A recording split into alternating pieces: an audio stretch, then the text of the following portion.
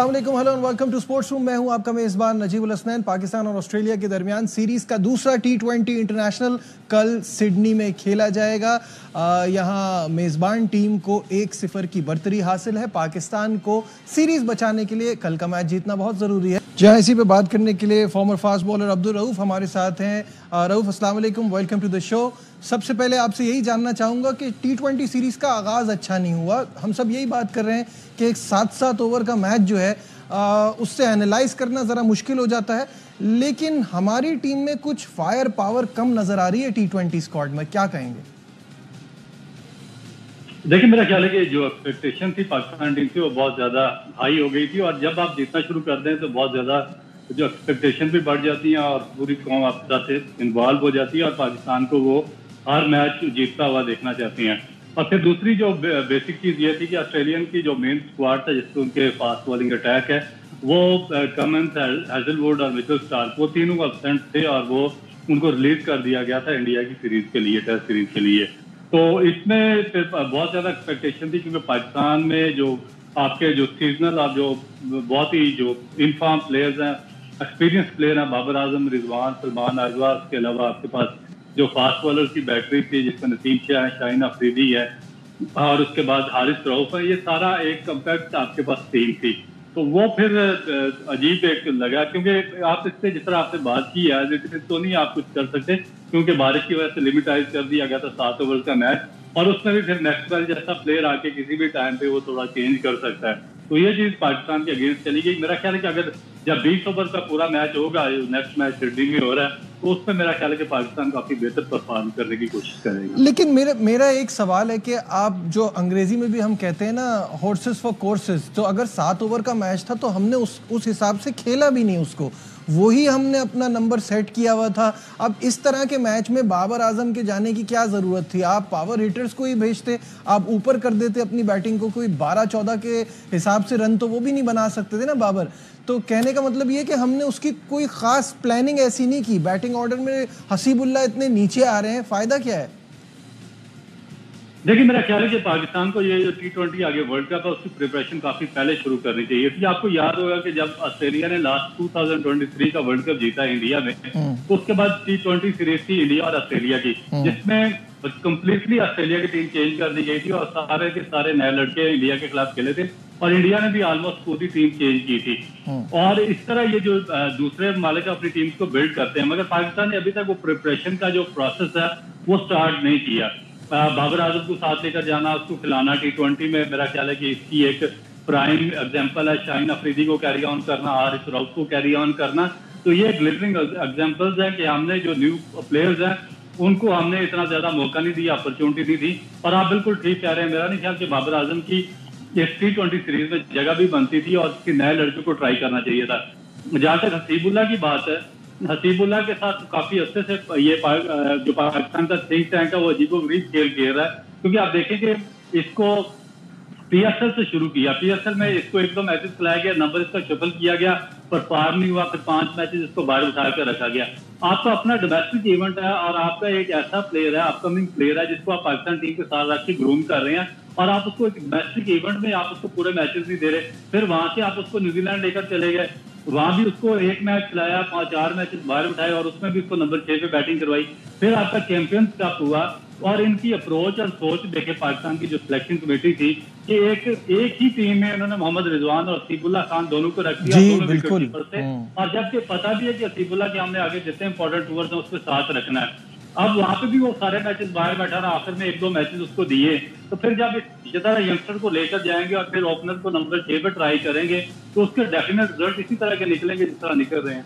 अच्छा, मुझे एक बात बताइएगा, आपने कहा कि तैयारी हम आगे की नहीं कर रहे और हम अपने यंगस्टर्स को चांस ऐसे नहीं दे रहे। मेरे हिसाब से वो जो चांस देने वाली सीरीज होती है ना, वो होम में होती है या अगेंस्ट वीकर ओपोनेंट्स होती है। ये ऑस्ट्रेलिया जाके एक साथ इतने सारों को डालना, अब आपको, जबकि ऑल्दो साहबजादा फरहान डिजर्व करते हैं, सबकी परफॉर्मेंसेज हैं, बट वहाँ जाके इस तरह की कंडीशन में सब थोड़े से, मुझे लगा कि पैनिक था।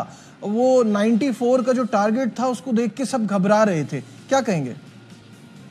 देखिए बिल्कुल, क्योंकि आपके 7 ओवर्स में जब स्टोनिस ने और उसके बाद मैक्सवेल ने टोटल सिनेरियो चेंज कर दिया था, और फिर 7 ओवर में जब आपको अर्ली शुरू में ही आपको एक जब दायरे में ही आपको 13 या 14 रन की एवरेज रिक्वायर्ड होगी, तो डेफिनेट फिर, और नीचे ऑस्ट्रेलिया ने पाकिस्तान के बैटर्स को चांस भी नहीं दिया कि वो प्रॉपर क्रिकेटिंग शॉट खेलकर वो दायरा क्रॉस करें और 3 बाउंड्री ले। तो इस वजह से पाकिस्तान को ऊपर शॉट खेलना पड़ी, बड़ी शॉट पर जाना पड़ा, और उसमें उन्होंने विकेटें गंवाई हैं और एक कंप्लीट एक डिजास्टर होता चला गया। तो जहां तक वो प्रिपरेशन की आपकी ताल्लुक है, तो मेरा ख्याल है कि जो पास्ट में हमारी वीक कंट्रीज के खिलाफ भी सीरीज थी, वो भी हम अपॉर्चुनिटी मिस कर चुके हैं। और उसके बाद फिर हमारा प्रॉब्लम ये आता है कि जब हमारा कोई आगे पीछे है नहीं, हमारा कोई एक वे आउट नहीं है, हमारा कोई लॉन्ग टर्म प्लानिंग नहीं है, हमें नहीं पता कि हमने कब किसको टीम में शामिल कर देना है, कब किसको निकाल देना है, हमारी आगे जो फ्यूचर प्लानिंग है उसमें कौन से यंगस्टर शामिल है, हमने किनको साथ रख के ग्रूम करना है, किसको हमने मुख्तलिफ फॉर्मेट पर ट्राई करना है। तो मेरा ख्याल है कि इस चीज को जब तक हम इस पर फोकस नहीं करेंगे और एक लॉन्ग टर्म प्लानिंग के साथ नहीं चलेंगे, तो फिर आपको ये चीजें बार बार देखने को मिलती रहेंगी, बावजूद इसके कि आपने पिछले 1-2 महीने में बड़े अच्छे रिजल्ट प्रोड्यूस किए हैं। बिल्कुल आप सही कह रहे हैं, अच्छे रिजल्ट प्रोड्यूस किए हैं। और अब कप्तानी के हवाले से थोड़ी सी बात ये करना चाहूँगा कि रिजवान ऑब्वियसली बहुत अच्छी तरह से लिमिटेड ओवर्स में अब तक, क्योंकि वो इनका बॉडी ऑफ वर्क अभी बड़ा कम है, तो हम ये नहीं कह सकते कि बहुत अच्छे कप्तान साबित हो गए, अभी बहुत थोड़ा सा ही टाइम हुआ है, अच्छा कर रहे हैं और लग रहा है कि ऑन हिज टोज रहते हैं, फौरन फैसले करते हैं। लेकिन मुझे एक चीज़ ऐसी लग रही है कि शायद वो स्पिनर्स पे भरोसा नहीं करते। क्या आपको भी ऐसा फील हुआ है इस टूर में अब तक? देखिए मेरा ख्याल है कि एक तो कोई एक्सेप्शनल स्पिनर उनको दिया नहीं गया रिजवान को ऑस्ट्रेलिया के टूर पर। फिर जिस तरह वनडे सीरीज हुई है उसमें पाकिस्तान के जो चारों पेस बॉलर थे उन्होंने वहां पर डोमिनेट किया था, तो इसकी वजह से कोई आगे स्पिनर को जगह नहीं मिली और पाकिस्तान जीतता चला गया। अभी भी मेरा ख्याल है कि एक स्पिनर की डेफिशिएंसी तो डेफिनेट है, मगर एक चीज मुझे पता है कि जब आप सब कॉन्टिनेंट में आकर खेलेंगे, जब आपको चैंपियन ट्रॉफी में खेलना पड़ेगा यहाँ पर, तो फिर आपको एक स्पिनर को डेवलपिंग करना पड़ेगा, और जब तक आपके पास 2 अच्छे स्पिनर्स नहीं होंगे आप मैचेस नहीं जीतेंगे। मगर रिजवान के पास अभी मेरा ख्याल है कि क्योंकि फास्ट बॉलर्स वहाँ पे ऑस्ट्रेलियन कंडीशन में काफी सूटेबल चॉइस है, तो इस वजह से वो उन पे जा रहे हैं। लेकिन एक डिफरेंस डेफिनेट है, जो शान मसूद या आपके बाबर आजम है, उनकी और रिजवान की जो कैप्टनसी में बहुत बड़ा मेजर डिफरेंस ये है कि वो थे रिएक्टिव टाइप कैप्टन थे, कि जब कोई दूसरी टीम रिएक्ट कर जाती थी और पानी सर से गुजर जाता था, तो उसके बाद वो उनका रिएक्शन शुरू होता था। मगर रिजवान की एक जो प्लस पॉइंट ये देखा गया, जो अभी तक उन्होंने लीड किया, जिस तरह उन्होंने चैंपियन ट्रॉफी में मुल्तान को लीड किया था, तो क्योंकि ये प्रोएक्टिव टाइप कैप्टन है, ये किसी भी बैट्समैन के आने से पहले एक स्ट्रेटजी बना देते हैं, अपने बॉलर से साथ डिस्कस करते हैं और बैट्समैन को भी ट्रैप करने की कोशिश करते हैं। इसी तरह बैटिंग में भी अच्छी स्ट्रेटजी के साथ चल रहे हैं। तो ये एक मेरा ख्याल है कि सोच में डिफरेंस है दोनों, जो लीडरशिप है दोनों की। बिल्कुल सही है। अच्छा, एक सवाल जो आवाम बहुत ज़्यादा पूछ रही है और बहुत सारे लोग ऑब्वियसली उस तरह से फॉलो भी नहीं कर रहे होते, वो हैरान इस बात पे हैं कि साइम अयूब है नहीं, तो उनको ये याद नहीं रहा कि वो तो सिर्फ थे ही वनडे के लिए T20 स्क्वाड का वो हिस्सा नहीं थे। तो अब ये बार बार ये सवाल पूछा जा रहा है कि जब वनडे में अच्छी परफॉर्मेंस दी तो उनको T20 सीरीज के लिए रोक क्यों नहीं लिया? जी रवि भाई, देखिए पहले तो कहानी ऐसी है कि हमारे पास फ़खर जमान है नहीं, उनको हम ऑलरेडी मिस कर रहे हैं क्योंकि एक गेम चेंजर टाइप प्लेयर वो है। आमिर जमाल की ऑस्ट्रेलिया में परफॉर्मेंस अच्छी है, उनको भी वापस भेज दिया। साइम अयूब वहाँ रन कर रहे थे, वो भी वापस आ गए, तो इसको कैसा देखते हैं? देखिए मेरे ख्याल से बहुत ही एक रिलेटिव क्वेश्चन है और बहुत यूटिलिटी प्लेयर है जो इस टाइम अयूब है। उसके बाद जब आपके पास फखर जमान जैसा प्लेयर भी नहीं है और आपने उसको भी डिस्कार्ड किया हुआ टीम के साथ, तो फिर उसके बाद साइम अयूब बहुत ज्यादा जरूरी था T20 के लिए, क्योंकि वो बेसिकली T20 स्पेशलिस्ट है।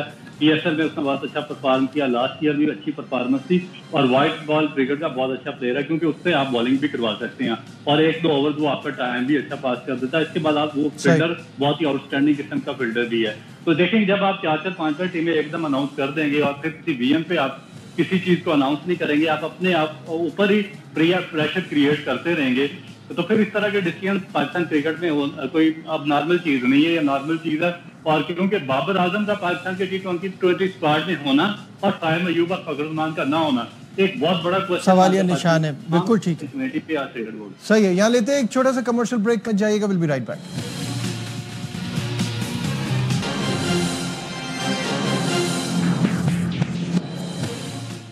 Glad to have you back once again to Sports Room, और अब्दुल रऊफ साहब हमारे साथ हैं। रऊफ, मुझे बताइएगा कि मैच पे तो बहुत बात हो गई है। मैं जानना चाह रहा हूँ चैंपियंस ट्रॉफी को लेके जो आगे अपडेट है वो ये चल रही है कि आईसीसी ने बीसीसीआई से तहरीरी जवाब मांगा है कि ना जाने की पाकिस्तान कोई ठोस वजह दें। तो आप क्या देख रहे हैं और आगे ये ऊंट किस करवट बैठेगा? देखिए, मेरा ख्याल है कि कोई ठोस रीजन उनके पास मौजूद नहीं है और कोई ये सिक्योरिटी का इशू नहीं है। ये बिल्कुल एक हीले बाने हैं और लेम एक्सक्यूजेज हैं और इसमें मेरा ख्याल है कि पॉलिटिकल इश्यूज है। आप देखेंगे ये स्टोरी शुरू होती है 2014-22 मई के पहले और बाद का सिनेरियो डिफरेंट हो जाता है। 22 मई से पहले जब वहां पर दूसरी गवर्नमेंट थी तो उन्होंने बिग 3 साइन किया था, पाकिस्तान से वोट लिया था, पाकिस्तान के तलवे चाटे जा रहे थे कि भाई किसी ना किसी तरीके से हमें बिग 3 के लिए वोट दें। पाकिस्तान ने वोट दे दिया, एमओयू साइन हुआ, 6 बायलैटरल सीरीज थी जो पाकिस्तान और इंडिया में होनी थी, 4 पाकिस्तान में होनी थी। उसके बाद जब वहां पर बीजेपी की गवर्नमेंट बनी 22 मई के बाद 2014 को बाद, उसके बाद सारा सिनेरियो चेंज हो गया, इन्होंने आने से मना कर दिया। फिर आपको याद होगा कि सितंबर 2015 में शहरियार खान ने अनुराग ठाकर जो उनके बीसीसीआई के सेक्रेटरी थे उनको एक लेटर लिखा था कि भाई आप अपने जो हमसे वादा किया गया था, जो हमारे साथ रिटर्न एमओयू साइन किया गया था, उस पर अमल करते हुए पाकिस्तान का जो यूएई में हमारी सीरीज है बायलैटरल, उस पर अमल करें। मगर वहां से कोई जवाब नहीं दिया गया। फिर पाकिस्तान इंटरनेशनल कोर्ट में मामला लेकर गया और वहां पर बदकिस्मती से जो हुआ सबको पता है। तो मेरा ख्याल है कि ये एक पॉलिटिकल इश्यू है और इसमें जब तक कोई पॉलिटिकल डिसीजन उनकी गवर्नमेंट वहां पे नहीं करती तो बड़ा मुश्किल हो जाएगा।